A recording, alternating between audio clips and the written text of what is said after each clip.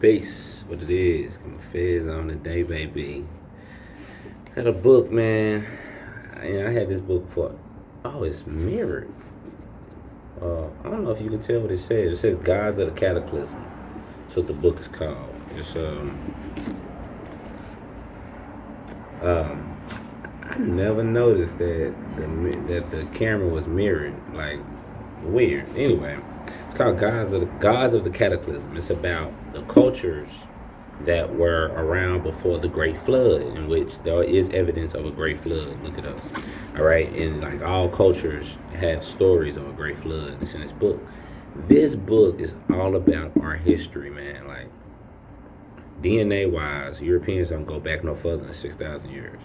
That's why they told you the Bible was 6,000 years.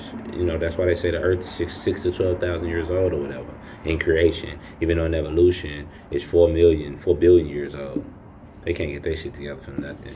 But anyway, you know what I'm saying? Their DNA only goes back to six to 7,000 years old. They know this. That's why they try to put you in that paradigm. This book is about all shit before that. And it really don't even get into all of it. But it get into a lot. And it's all about us. It's all about us. I like seeing myself in my fez. I ain't been able to wear it because my hair, when I cut my hair off, my face was too big. Now my hair growing back. I can fit it. So, two things I want to show you, because this book go in so much. I was sitting here trying to figure out what to share. Like, I mean, go get it, man. It's cheap too. It's probably like $10 by Hugh Fox, HUGHFOX. I'll put the picture on the screen or whatever. Okay, for one, like I say, the word nigga, what the word nigga means to me. I'm just gonna show you what this says. And the reference to the serpent race here. Okay, hold on. It's a. I'll show it in the picture. It's a poem he read from the Ramayana.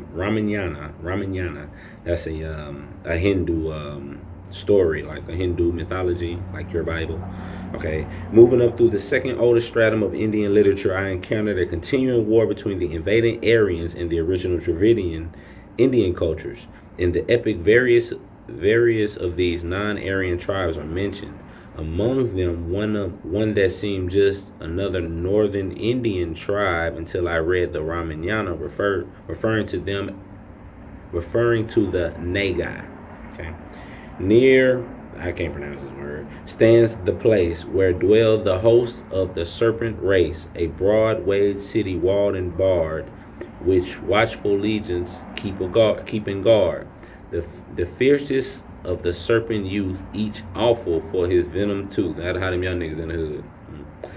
And thrown in his imperial hall is Vashki, who rules them all.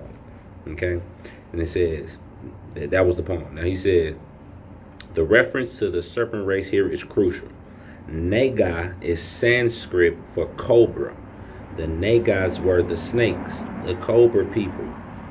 As Gilbert Slater points out, in the Dravidian element in Indian culture, the cobra worship was dominant among the Dravidians in the Vedic period, is shown by the term Naga, generally superseding the other names used by Sanskrit literature for the Dravidians. The Naga kings in ancient times even called themselves Nagas, cobras, my Naga. Huh? The connection between ancient Indian snake kings and the ancient Mexican snake king, Quetzalcoatl, I already did a video showing how Quetzalcoatl is the Olmec head, the big black face, already begun to form in my mind. See, he's studying different cultures and he putting it all together that all these cultures knew each other. See what I'm saying? That's all the book about. It's all about our people.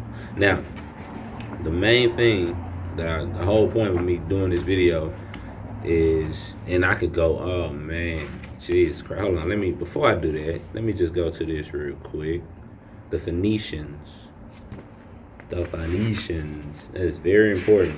The reason why the Phoenicians are important is because the word phonics, hooked on phonics, that comes from the word, from the Phoenician people, because they were the first ones to write down the language as we know it today. All that stuff, all the Indo-Europe, pretty much all the Indo. I'm speaking general.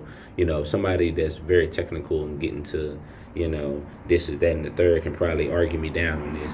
But ultimately, all of Indo-European language comes from the Phoenician, which is Hebrew, Canaanite, hieroglyphic, etc. It's all the same stuff, man.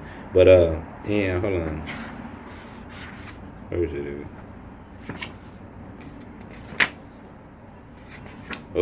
He was I remember 56 on page 156. Okay, it says, I now visualize the Phoenician mining spreading their culture, influencing, shaping, creating, and recreating for a period of more than 1,000 years. The Yopi were Phoenicians or strongly influenced by the Phoenicians. Listen, the Olmecs were black African Phoenicians.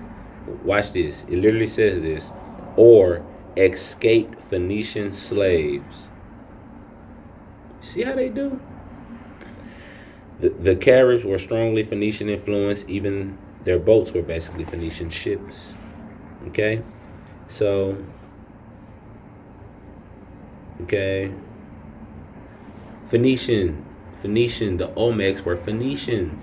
Phoenicians were Canaanites. Canada is Canaan land. You get it? Google Moab, Utah. That's where the ancient cliffs are.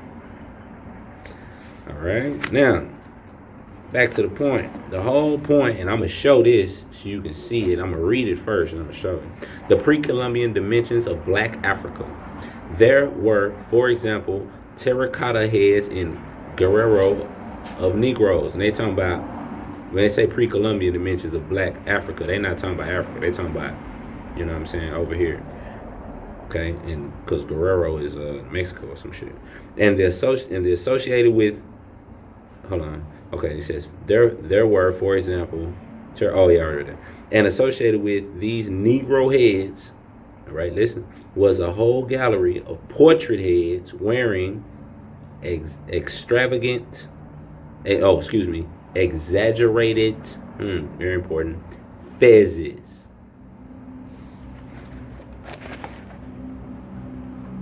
See that? Exaggerated fezzes. I guess you probably can't. It may be reversed or whatever. But you see the fez, right? Now, when you see pictures of the Egyptian pharaohs and they got them big hats on, what you think that is? What do you think that is, man?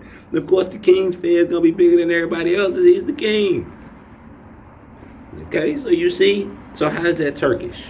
So the Turkish came over here and made a fez on some monuments thousands of years ago?